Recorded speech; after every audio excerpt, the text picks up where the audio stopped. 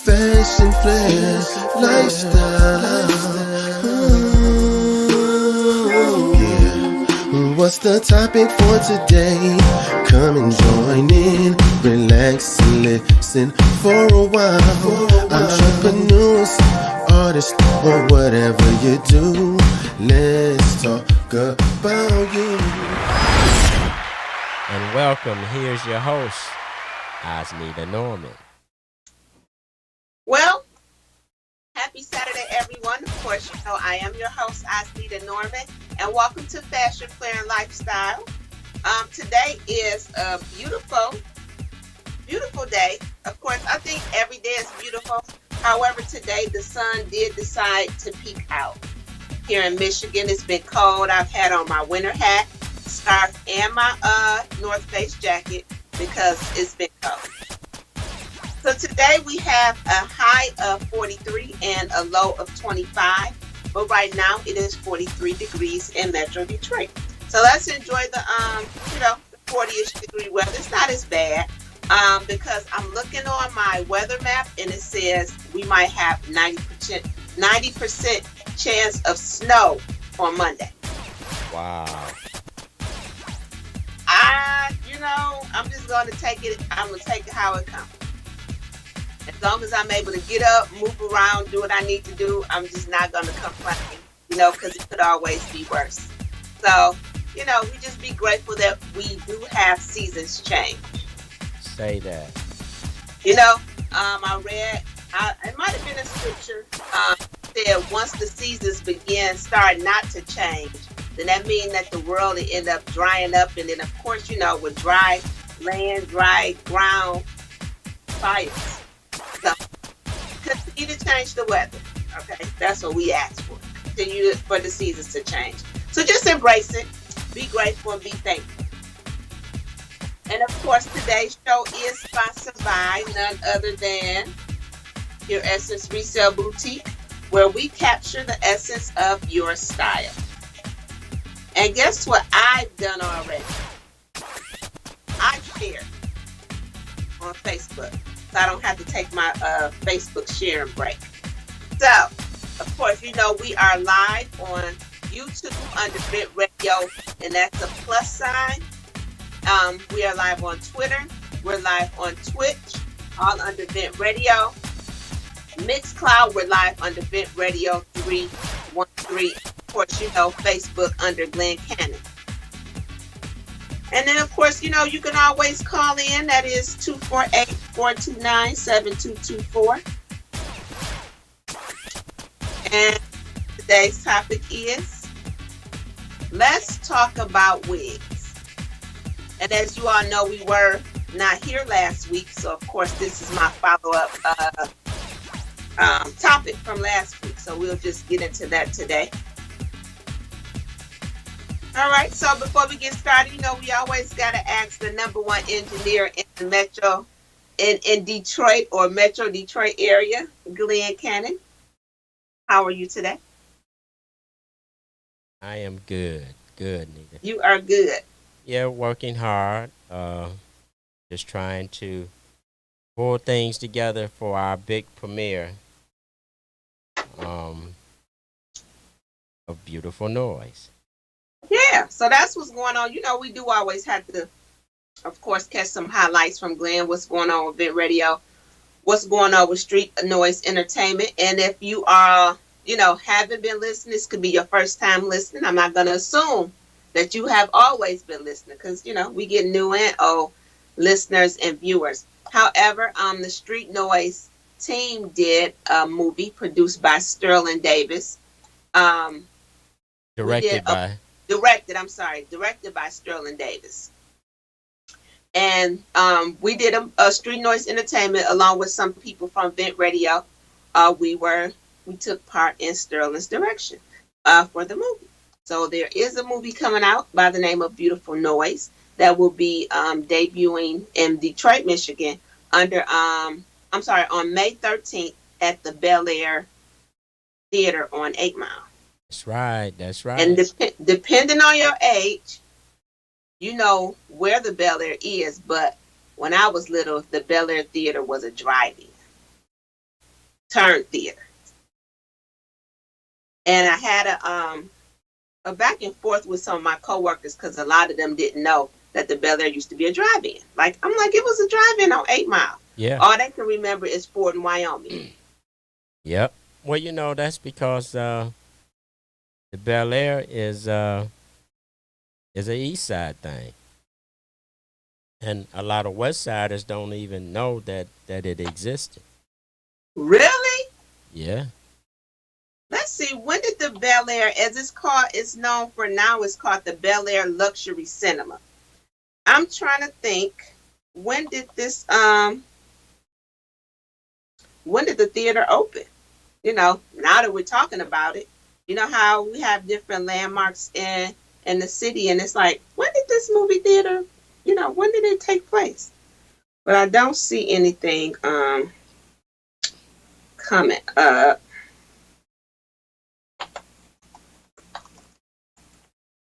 Let's see.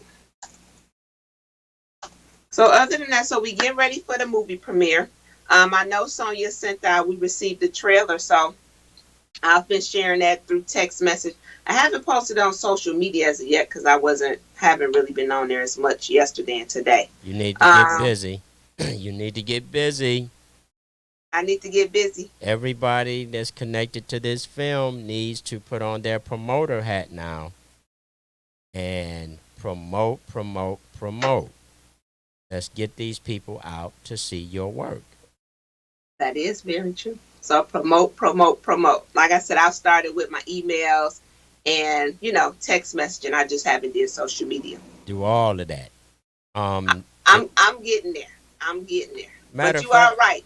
Every avenue is a avenue for sharing. Yep. So let's not assume that that people know. Let's assume that they don't know. That is true. Because a lot of times, I think social media nowadays is so relevant. It's almost like we tend to think that everyone's on social media. And there are a lot of people that are not on social media. Not, yeah. But, you know, depending on their connection to you in the circle, they may know what's going on, possibly, and then possibly not. So that's where your phone calls, your text messages, and your emails always come into play as well. Yeah. Well, let's take a look at the official trailer. How about we do that? Do that. Okay, here we go.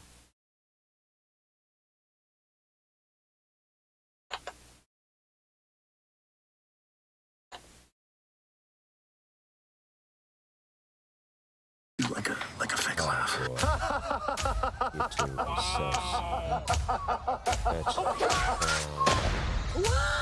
is these ads. George, found out about Chris, and he's headed your way. Do you always look at stuff so negatively? Everybody got to get they always happen bad. So what's stuff in. But how'd she get a high-profile woman like you to represent? But it looks like she has friends in high places. I already lost your grandfather, your father, and your auntie to these goddamn streets. Oh my God, Jordan, my mother said you would be a death of me. Maybe you need to get out of Detroit too, Mel. I think I'm gonna go to New York. You don't sound too happy about it. I'm gonna find you, Jordan, and I'm gonna fucking kill you. Sir, you can't go back. Get the fuck out the way. Hype girl by day and stripper by night. Jordan, that sounds like my dream life. You're a princess? You got a problem with that? Sir! Master, get your hands off the lady, man! Where you see a lady? She ain't nothing but a stripper! Let's go now. They on some bull up in here. Let's fucking go. I'm sick of you. I'm the star. You just the hype girl. You have to make a choice.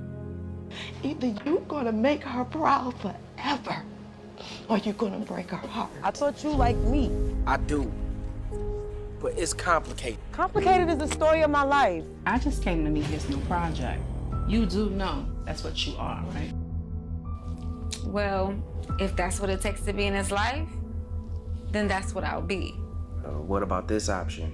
Go to LA, pursue your dreams. Beautiful Noise may debut at #1 tomorrow. Oh, I didn't know fairy tales were an option here. The only difference between a fairy tale In reality, it's simply believing that it's possible.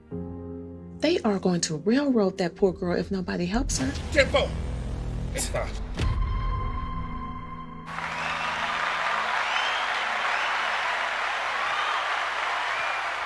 And that is the official Wow. trailer for the film Beautiful Noise. And the date again, Osnita? The date is May 13th. Red carpet starts at 6:30. 7 p.m. Oh, 7 p.m. And the movie starts at what, 8? 8 p.m.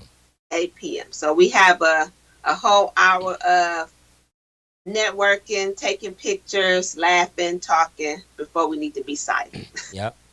I guess we should go ahead and mention the ticket price so people can have an opportunity to set those funds aside if they want to attend. General admission to the premiere is $35, and VIP tickets are $80.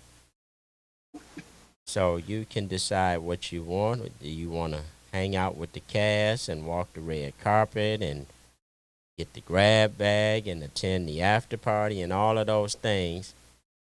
That's up to you. Okay? So we'd like to see your face in the place on May 13th, 2020 at the Bel Air Luxury Cinema. So you can see the work of Osnita Norman as a movie stylist. She was, she was the head stylist for the film.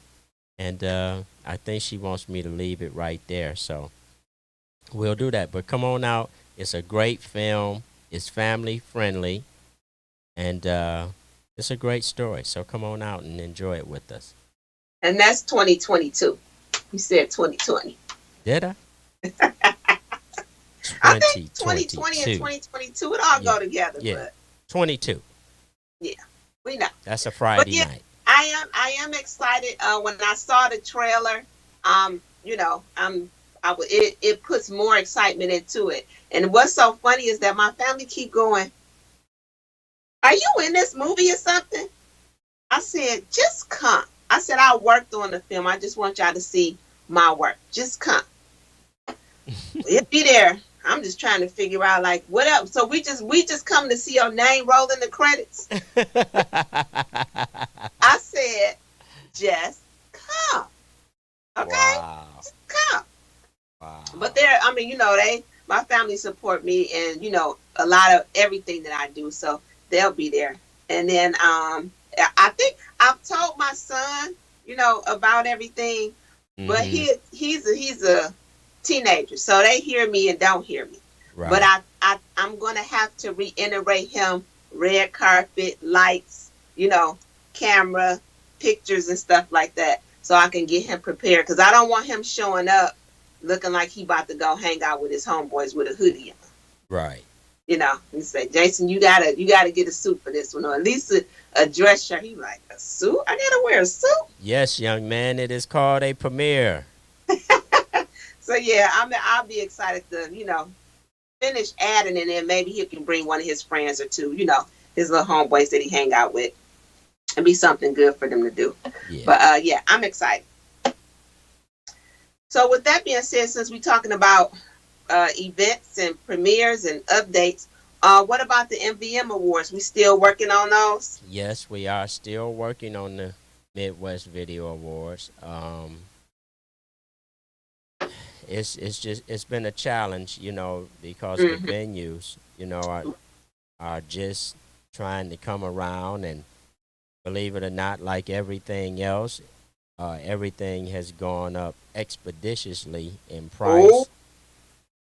Yes. So yeah, but there will be a 21-22 Midwest Video Awards. We just have to work out the you gotta do what you gotta do to make it the way you want it to be. The way that it should be, yes. That it should be, yeah. You don't want to just throw anything together just for the sake of time or, people waiting on it. Hey. Right. Sometimes, like I said, we've been talking about this movie literally for almost a year. Yes. and it debuted when it was supposed to debut. So that's just, pretty much what it is. Yeah. All right, well, let's get into today's topic. Um, I'm not a wig wearer. Meaning I don't wear wigs all the time. Have I worn them before? Yes. Have I ever had one made? No. So a lot of times, society sometimes laugh at women for wearing wigs, and then they laugh at women who they feel need to wear a wig but don't want to wear a wig. Possibly because her hair is short, she wears it in the afro or natural, a natural style. People wear their hairstyles depending on how they feel and what makes them happy. Like I said, I'm just not a wig wearer. A lot of times wigs are like hats. They can be hot, and I don't ever want to be somewhere and, I'm a middle-aged woman, so I can get hot at any time, and I don't want to have to take the wig off in public. I'm just saying, okay? So let's see. Who started wearing wigs first? And as I start to, dig deep into like different things that's considered traditional or normal to us, nothing really started in America. So wigs, it says the wearing of wigs date back from the earliest recorded times. It is known, for example, that the ancient Egyptians shaved their heads and wore wigs to protect themselves from the sun.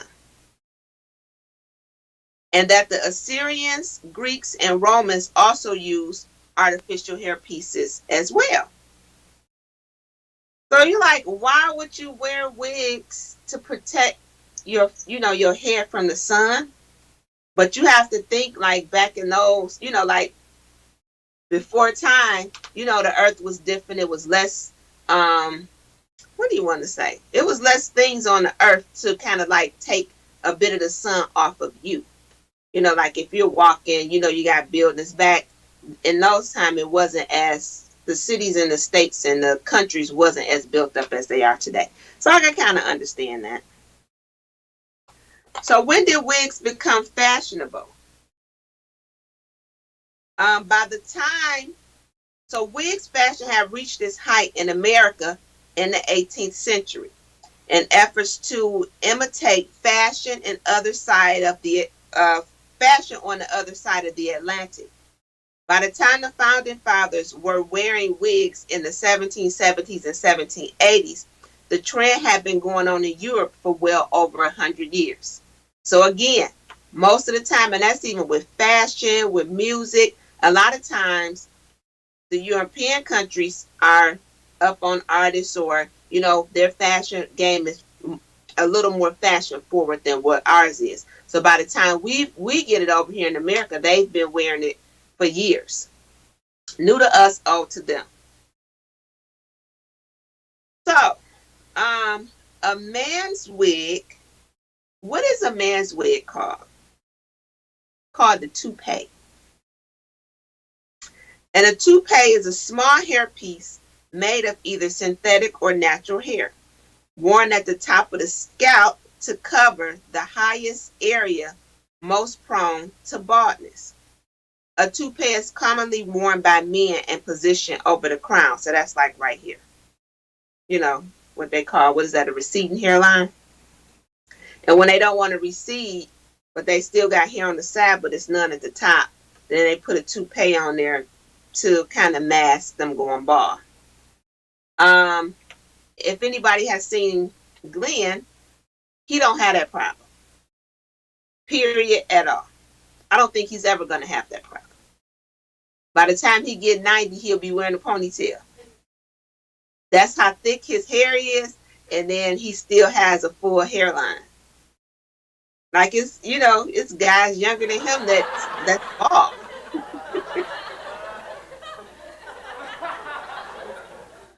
Oh, you thought that was funny? You just had to use me. Because, Glenn, the majority of the men that are in my age group, that's my age, most of them are either fully gray or they're bald. Yeah. Seriously. Yeah. You have maybe a hint of gray here and there, Mm-hmm.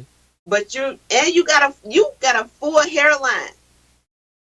You have a full hairline with about this much forehead sticking out. I'm losing my hair, you not. I'm younger than you. Well, I mean, you know, but that just go to show you that we all have different attributes or what we consider to be attributes. You know what I'm saying? And it's okay. It's okay. It's really okay. But oh, I had one more point. Okay. So the original name for a wig before they shortened it, it was called a periwig. So men wore perukes or periwigs, but it was called periwigs, and they just shortened it and started calling it wigs. So now that's just the wig. So when did wigs become? When did they become popular? So in the 1950s, wigs got some use as temporary fantasy hairstyles.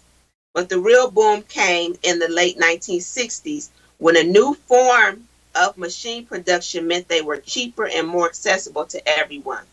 So I couldn't find the article that I had from last week, but it was stating that like people would live, I don't know if these were camps, but just say they would have people whose hair would grow, that they would shave their heads to create wigs. So a lot of times, I'm not sure if you've heard it before, but I've heard women, sometimes they'll buy wigs, and depending on where they come from, some of those areas are not very sanitized. But if they're using sometimes human hair, sometimes back then, I don't know about now, but the hair was coming off of actual people's head.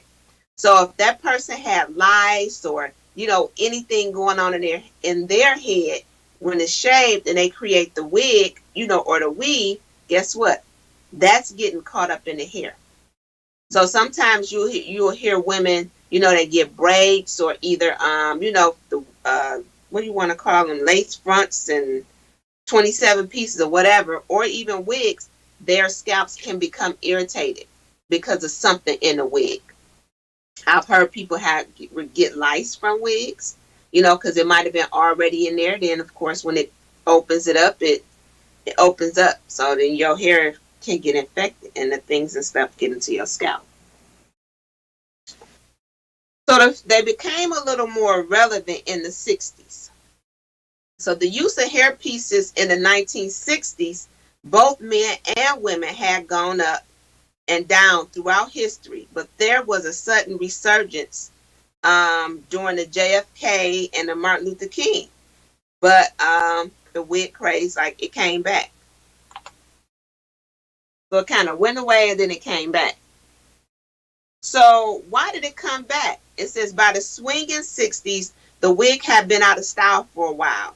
The use of hair pieces for both men and women had gone up and down throughout history, but there was a certain resurgence. So who brought it back? And I'll just give you one person. It says Givenchy, as we say, Givenchy, brought them back into the limelight. And this all relates back to fashion.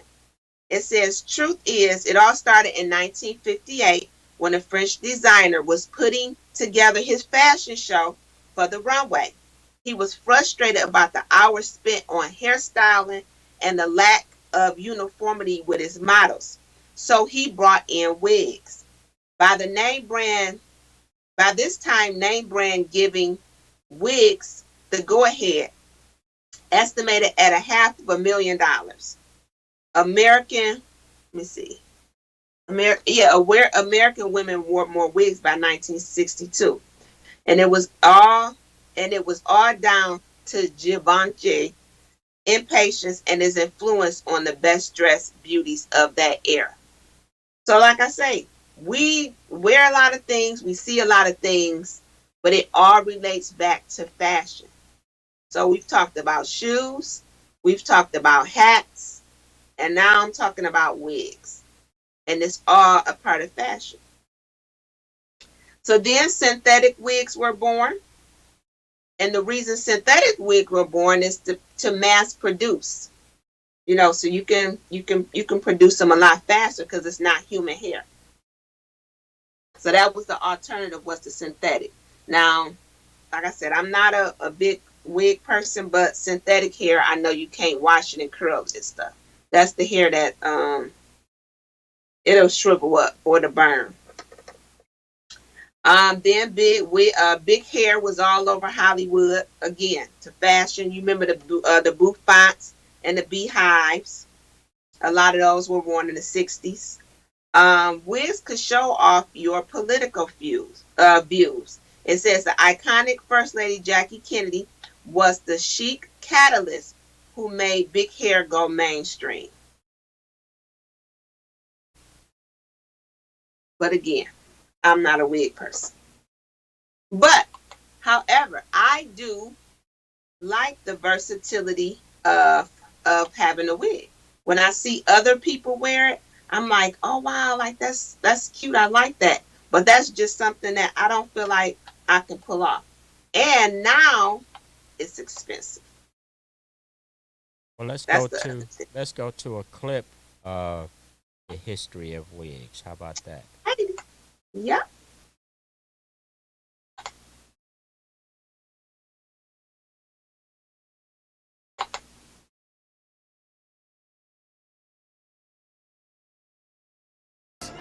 But what were those wigs all about? And did all of the Founding Fathers wear them? The custom of men wearing wigs was actually started by French King Louis XIII, who wore a wig to cover his premature balding. By the 1700s, wearing a wig was all the rage among English and French noblemen. Wigs soon became a distinctive status symbol of the upper class. Certain professions adopted wigs as part of their official costume, a tradition that continues in the British legal system today. Wigs could be made from horse, goat, or yak hair, but the most desirable, expensive ones were made from human hair. Wig wearing also caught on in America. As in Europe, wigs in America were a symbol of wealth and status. Some rich Southerners even bought wigs for the slaves who worked in their homes to show their upper-class status. Most of the Founding Fathers belonged to the professional, privileged class, and as we can see in portraits of the time, many of them followed the wig-wearing trend. But not all of them. George Washington kept his own hair long and tied back in a ponytail, otherwise known as a queue. But he did powder his hair, according to contemporary custom. Benjamin Franklin didn't wear a wig or powder his hair. He wore a coonskin cap in the winter to keep his balding scalp warm and to show his allegiance to the common man. And though Thomas Jefferson did patronize a Williamsburg wig maker early in his career, he didn't always wear them. By the time he was living in Paris in 1784 to 89, he wore his hair long and tied back. He later cut it short, but continued to use powder and pomade. By the time the Revolutionary War ended, wigs were on their way out. With revolutions sweeping through both America and France, men tossed off the old rules and symbols of status and class, including the ones they wore on their heads. In the 19th century, only the most conservative men continued to wear wigs, and even then saved them for formal occasions. Powdery white wigs soon became more costume than custom. But one thing's for sure, it's not going to make a comeback in America anytime soon.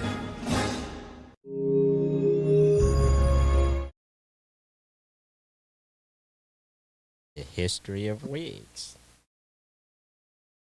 So what did you think about that, Nita? About the video? Yeah. I thought it was interesting. It's like, well, why do we think now that it's a feminine thing for men to wear wigs? And it was, but think about it, Glenn. It's a lot of things.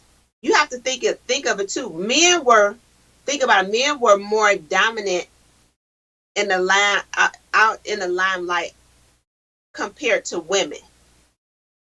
Well, you know what I mean? Because they were more of leaders. You know, it wasn't many women leaders back then. It was mostly men. Yeah, but I mean, from the perspective of, wigs now are seen viewed, in my opinion, to be a feminine thing. Mm-hmm. But even in today's times, I don't remember people ever making an issue out of the fact that Michael Jackson wore wigs. I don't. Go ahead. I don't remember people saying that that Prince wore wigs.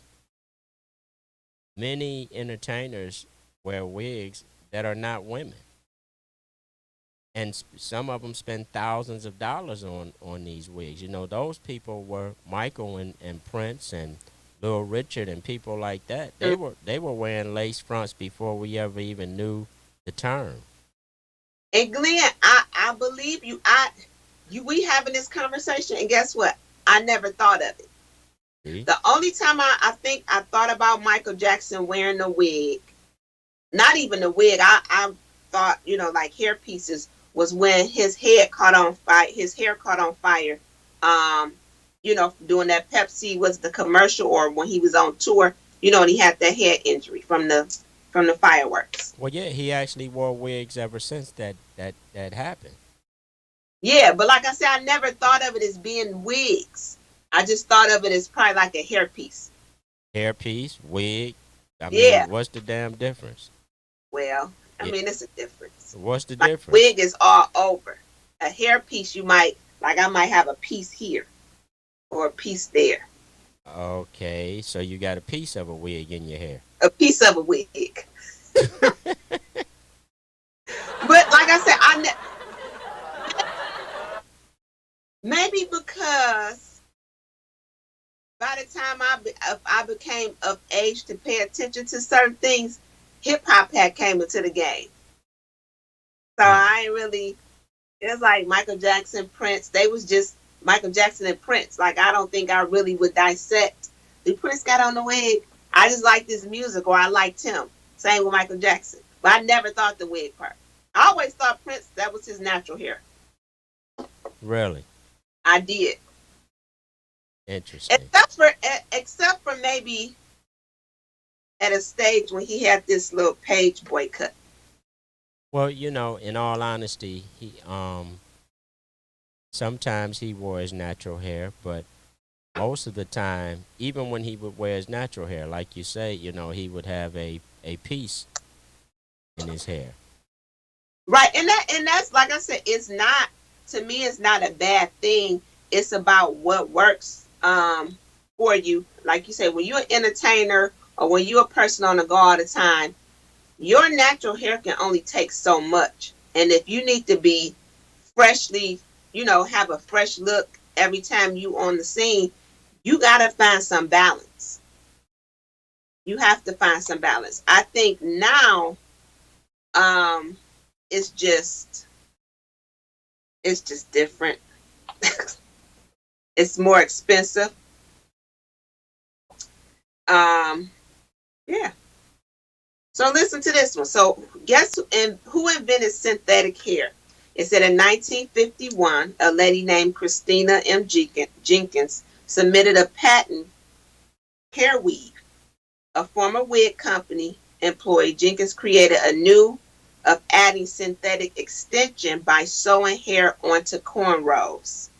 Similar to Madam C.J. Walker, she opened up her own cosmetology school to others, to show others her technique. So that wasn't until 1951 that they got a little more, fancier with it. And like you said, I said earlier, mass producing it. Right. Yeah, so, I'm not, like I said, I'm not opposed to them, but I don't really wear them. Because for me, it's expensive, but I do like them for the versatility. I'd like to see you show up at the premiere with like a platinum wig on. If I wear a platinum wig, that sounds like fishnets and red boots. That's the only way that go together. That's the only way. So our wigs still in style, of course we know they are. And I have my little mannequin face. I had to dress her up a little bit. But here's a wig. That's a big head ass mannequin.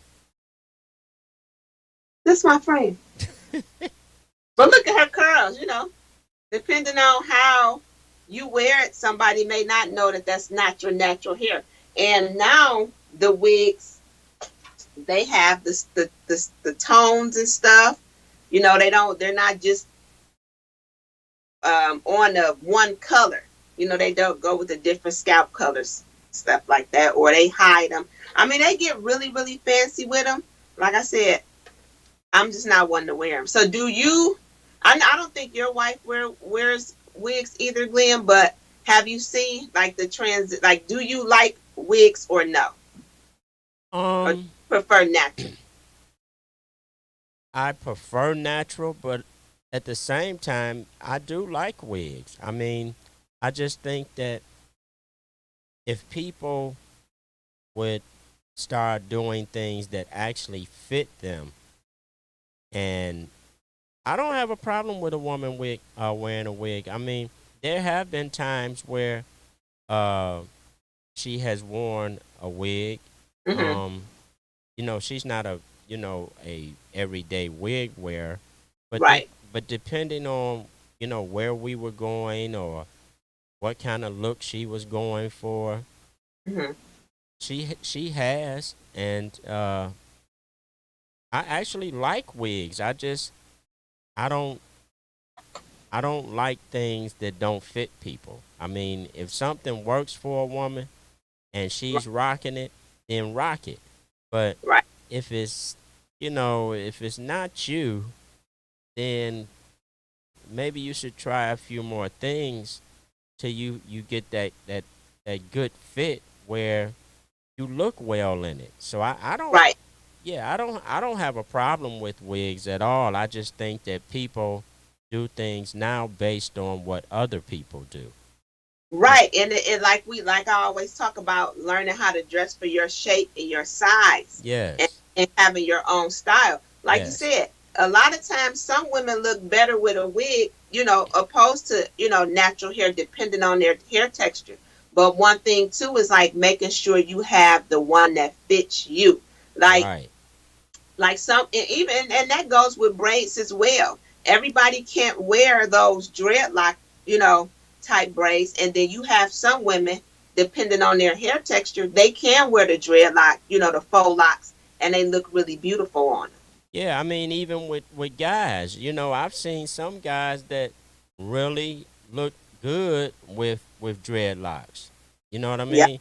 Yep. And then I see guys that I think look terrible and rickety. Right. Like I don't like the man bun.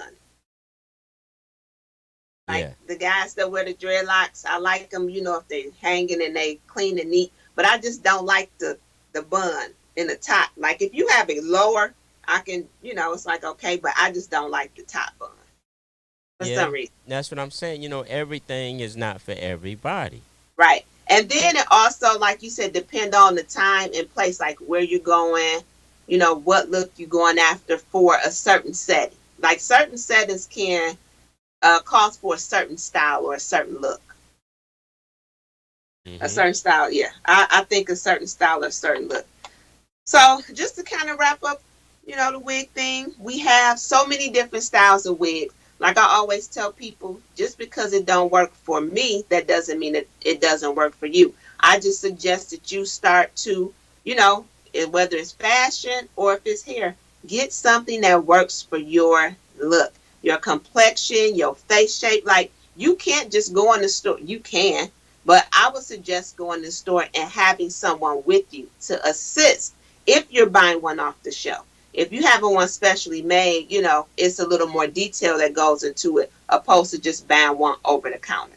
So if you buy one over the counter and you're not really sure, take somebody with you that can be honest with you and tell you, no, you look crazy, or yes, you look good.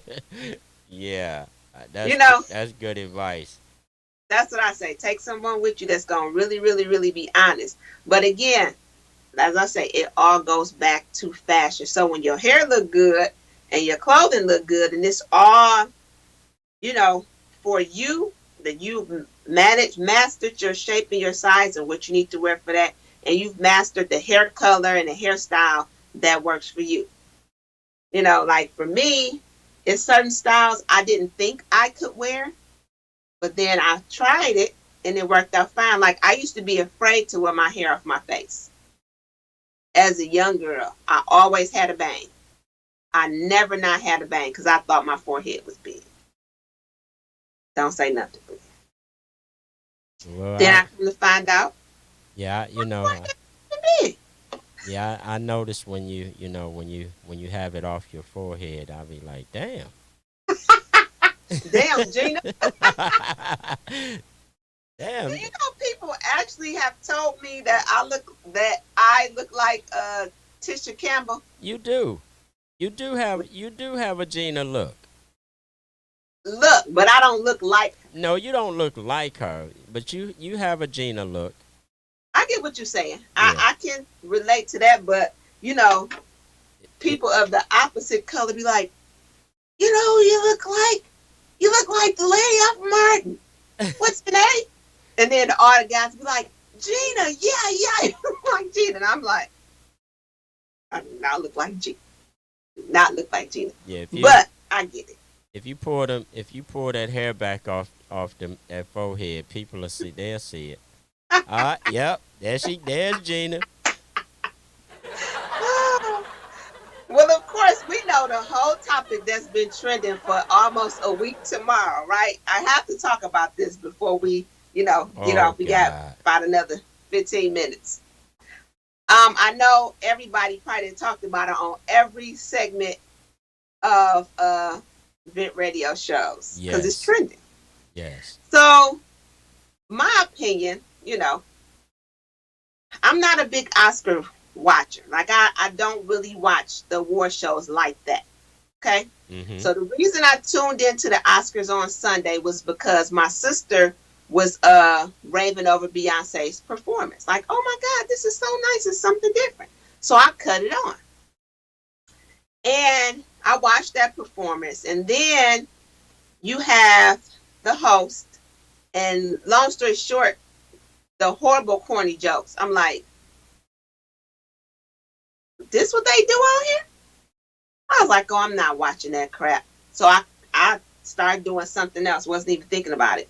Went on Facebook. And of course, that's all down the timeline. Was this real? Is that staged? Did he just really slap him? Oh my God. So of course, let me see what's going on. And I chimed in. I saw Will Smith, of course, slap Chris Rock. So did you ever at some point, Glenn, think it was staged or think that it's staged? Well, I thought many things. It being staged is one of the things that I thought.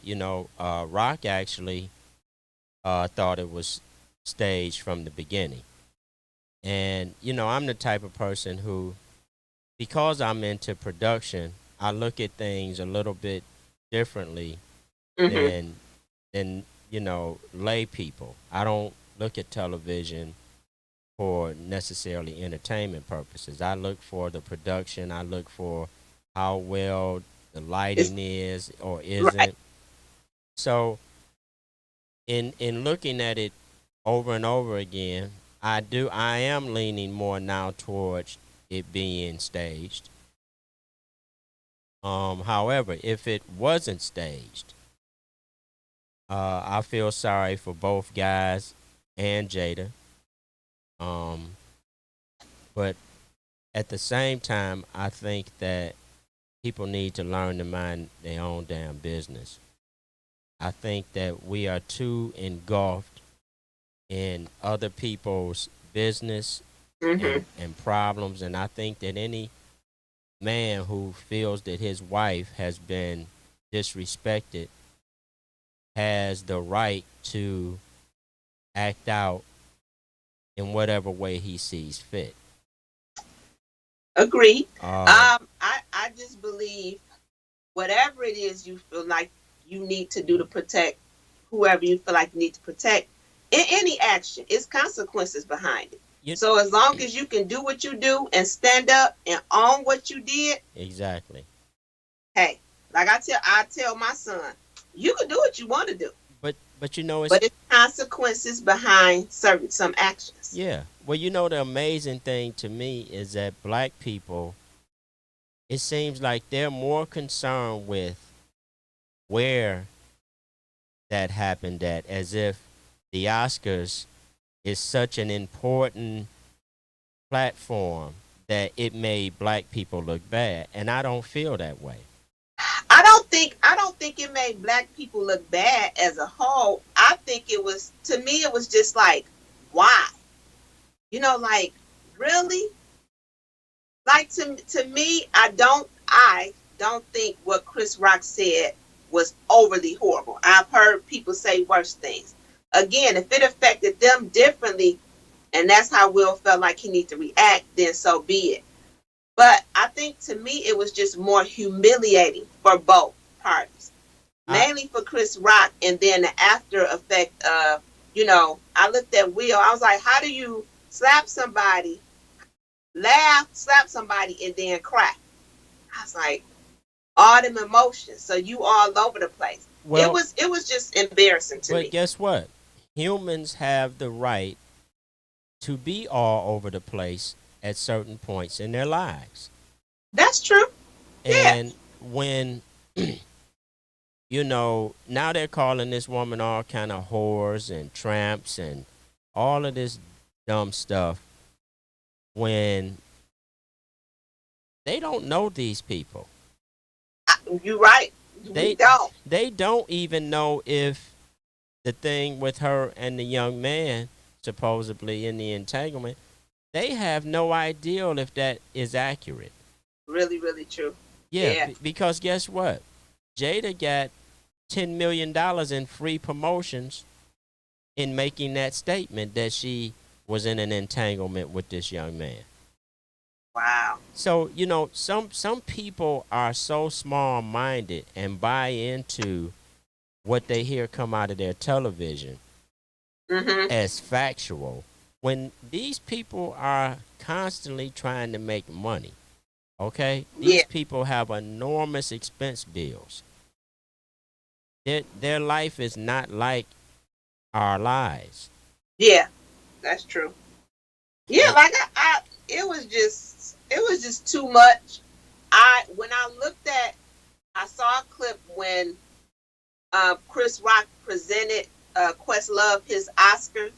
He looked so like out of it. Like I commend him for even, you know, having the guts to even continue to stand up there. Oh, he was the consummate professional. However, Chris has stated that he crossed the line with that joke.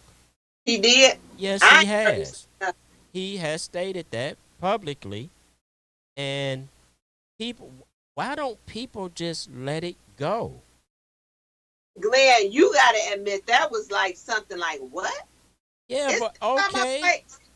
It's almost like the Malice in the Palace. But it's worse things going on in the world than two millionaires having a spat in public. There are worse things in this world going on.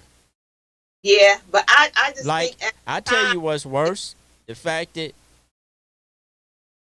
these people can pay all their bills and they don't give a damn if you slapped somebody at your event. Nah.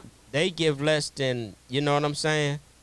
So my thing is, how do we have all this time to be spending on this when we're sitting back? Do you see black people in an uprage or an uproar because we have not been even considered to get any kind of reparations from this government, and they give $80 billion to another country?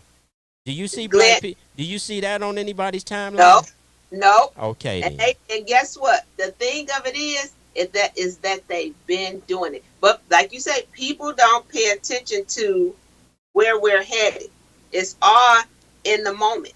You know, and like with like social media, everything is like so real time. It's like Well, the it's real. gossip It's or the real time that you broke too. That's real time too. Listen to this though. So again, like I said, we just gonna wrap this up. I know everybody been talking about it, but I just didn't like it, you know. And I don't know what's gonna come of it. That's up between them. But it was just like embarrassing and humiliating all at the same time. More humiliating to me for Well, Chris Rock, because I didn't feel humiliated at all.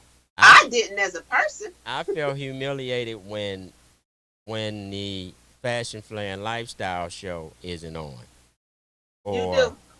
or something like that. I don't feel humiliated about Will Smith and Chris Rock having a spat. But listen to this then. So in lighter news, so as we gonna end it, we don't care about Chris Rock and Will Smith having a spat. We moving on to something positive. Okay? Yeah. Rihanna is currently in talks with Goldman Sachs on making her brand Savage Fenty a public company. This means that anyone will be able to buy shares of her company. Well, that's something that seems to be something we should be talking about. Right. So I pulled that headline. I'm not sure if it's happening. Of course, I'll follow up on it. But Rihanna has went from singer to a business owner. And like you'll hear Master P say a lot of times, product outweighs talent. People will ask him, why do you focus on product? He said, because it don't talk back. Absolutely. He said, don't talk back. And like, listen to him. He's like, I know I'm not the best. I know I wasn't the best rapper. But guess what? While I was hot and while we was hot, what'd he do? He seized the moment, you know, to do whatever it was they do. But he knew his time was soon in because he wasn't the greatest rapper at that time. And then it's always somebody new that's going to come and take over. So shout out. Huh? I'm listening. Yeah, so he just knew that, like, okay, let me focus on something else. And, you know, and following his story, it's like, wow, like I look at his son, his daughter, you know, the ones that are in his sons that's playing basketball, entertainment industry. I'm like, wow. Like it to see him put a lot of time into his kids, you know, and of course they have to want it. Can't make nobody do nothing that they don't want to do, but for them to follow his lead or take advice from him to get to the next level in life, I like that. So of course, so we'll stay tuned for Rihanna, see if she hit the stock market. That would be great because I would definitely buy some stock. Well, I'm gonna stay tuned just to see when she put on them shorts. Glenn, do you like looking at her walking around with her belly out while she's pregnant? Yes. Or you do? I like looking at women walking around with everything out. You know what? You sound like my brother. My brother loves Rihanna. Like he loves Rihanna. Oh, so listen to this. Y'all know I have to find out what I need to know. History of the Bel Air is really, really short. So, of course, you know, we talked about Beautiful Noise opened at the Bel Air Luxury Center. It says the Bel Air Drive-In was opened as a single screen with the car capacity for 1,800 people. It eventually became a 4-screen ozoner with a capacity of 3,000 cars.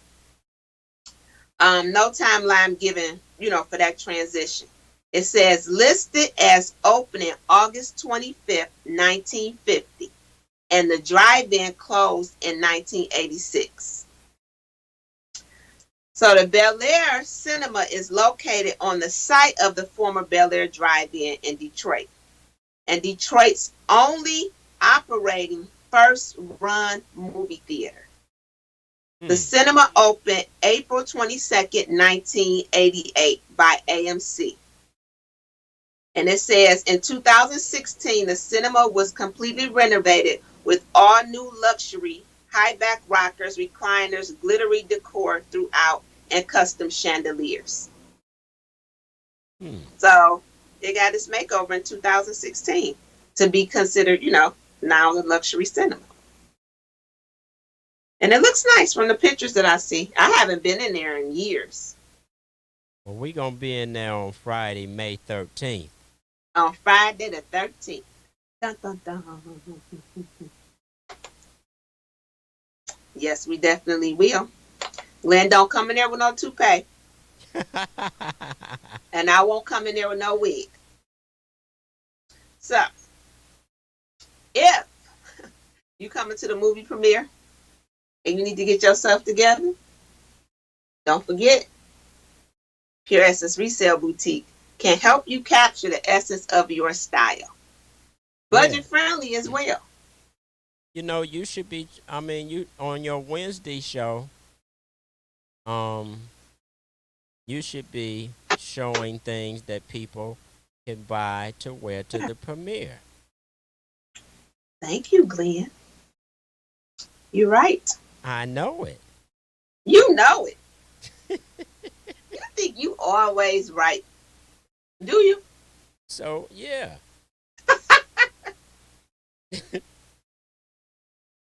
Well, I try to be right. I bet you can't tell Trinity that. No, she thinks I'm never right. Make sure you tell Trinity I said hi. She's so cute and so sweet. Thank you. I will tell her. She is a doll. I think my vision of her is just like, I'm over it.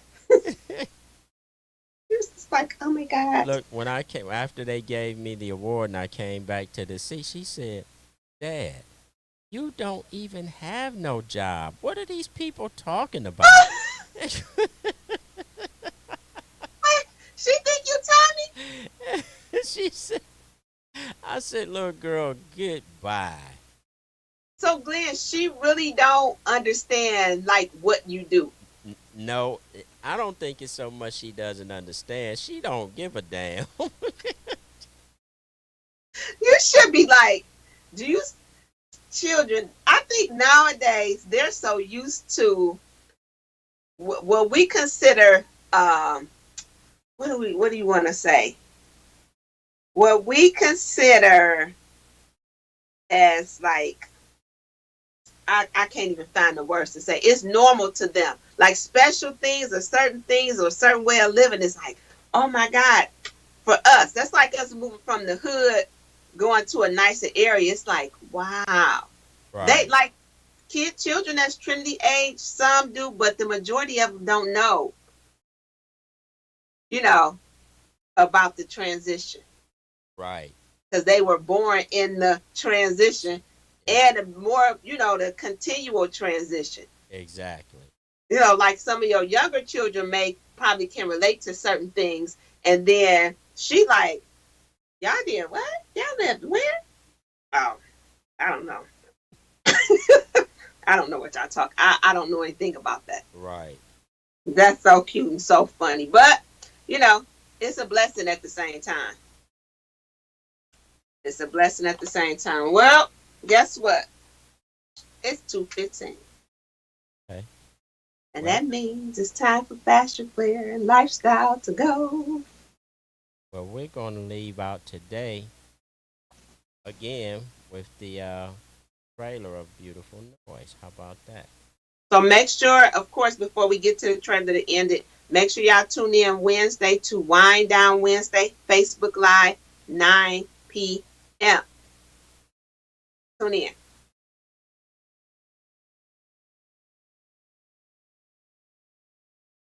She's saying bye? Or she's not? Who, me? Yeah. Oh, yeah. You said we was going out with the trailer, so I just have to get my little last spiel in. Okay. See you all on May 13th at the premiere. And if you're interested in getting tickets, Glenn, tell them how to get their tickets. Yeah, if you want tickets in advance, and you should get them in advance, so you can just have a better experience and don't have to be standing in line and trying to exchange money and all of those things. You can call us at 218-506-8255. 8368, and we can have the tickets delivered to you, or however we need to work it out. Or you can contact Osnita through her Wednesday show on Facebook, or you can also inbox me on Facebook under Osnita Norman. yes, or anybody that's connected to the film, you can inbox them, and they'll make sure that you get tickets to the event. All right. Yep. I'm excited. Can't wait. See y'all next Saturday. Say bye, Anita. See y'all later.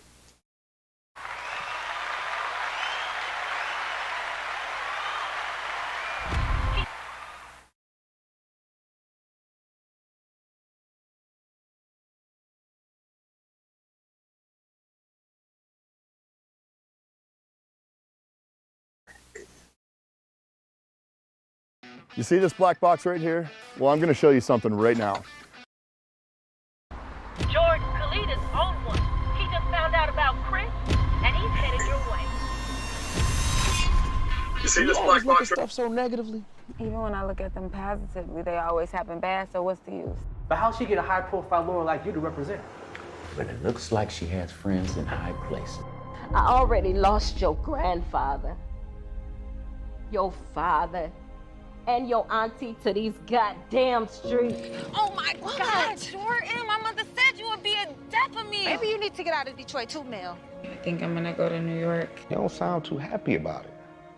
I'm gonna find you, Jordan, and I'm gonna fucking kill you. Sir, you can't go back there. Get the fuck out the way. Hype girl by day and a stripper by night. Jordan, that sounds like my dream life. Your princess?